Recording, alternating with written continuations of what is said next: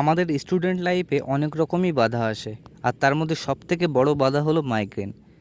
Migraine যখন হয় চোখের পাতা ভারী হয়ে যায়, আর দুই পাশে প্রচণ্ড ব্যথা হয় আর সহ্য করা যায় না।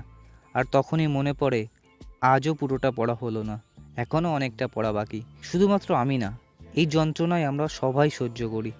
স্টুডেন্ট লাইফ মানেই রাত জাগা, পড়ার চাপ, রেজাল্টের ভয়, ফ্যামিলির দায়িত্ব, আর সবথেকে বড় ভয় যেটা, মোবাইলের মধ্যে নিজেকে বিলিয়ে দেওয়া। এই সব মিলেই শুরু হয় মাইগ্রেন বা মাথা ব্যথা। কেউ বলে টেনশন, কেউ বলে অলসতা, কিন্তু আসল সত্যি হচ্ছে মাইগ্রেন নিঃশব্দে আমাদের স্বপ্নের মাঝে বাধা হয়ে দাঁড়াচ্ছে।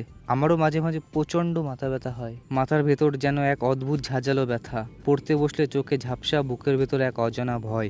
তখন বুঝেছিলাম এটা শুধু ওষুধে যাবে না, আমার লাইফস্টাইলটাই বদলাতে হবে। মাইগ্রেন বা মাথা ব্যথা হলে আমি যে যে জিনিসগুলো করেছিলাম তা হলো, রাত জাগা বন্ধ করেছিলাম, মোবাইল একটু কম ধরেছিলাম, খালি পেটে থাকতাম না, সকালবেলা কলা অথবা একটা ডিম অন্তত খেতাম বা একটা বিস্কুট, দিনে 7-8 গ্লাস জল খেতাম, আর রোজ 10 মিনিট নিজের সাথে সময় কাটাতাম শান্তভাবে, ফোন ছাড়া।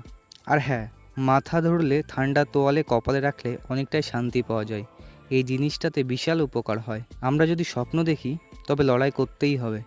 মাইগ্রেন আমাদের থামাতে পারে না। যদি আমরা ঠিক করে ফেলি আমরা হার মানব না, তাহলে আমাদের পথে কোনো কিছুই বাধা আসতে পারে না। তখন তোমার মাথা ব্যথা নয়, তোমার স্বপ্নই জিতবে। তো দেখা হবে পরের কোনো ভিডিওতে। ততক্ষণের জন্য সুস্থ থেকো, পড়তে থেকো।